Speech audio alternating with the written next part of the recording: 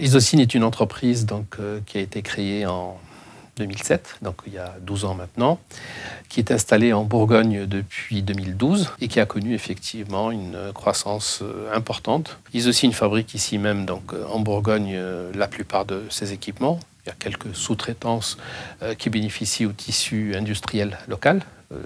Pas plus loin d'ici, à quelques centaines de mètres, il y a un CAT qui collabore avec Isocine pour certaines fabrications. Je suis quelqu'un qui accorde beaucoup d'importance, bien évidemment, à la qualité de travail, à la qualité de vie et à l'esprit d'équipe.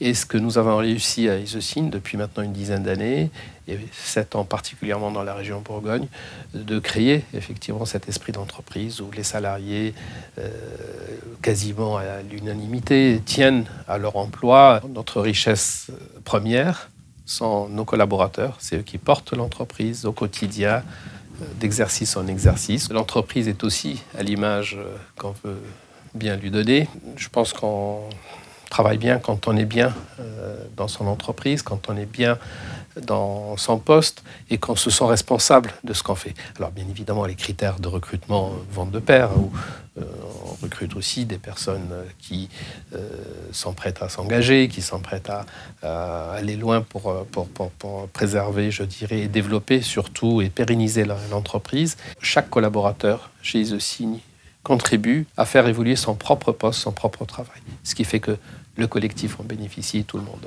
avance. Pourquoi nous avons sollicité ce label?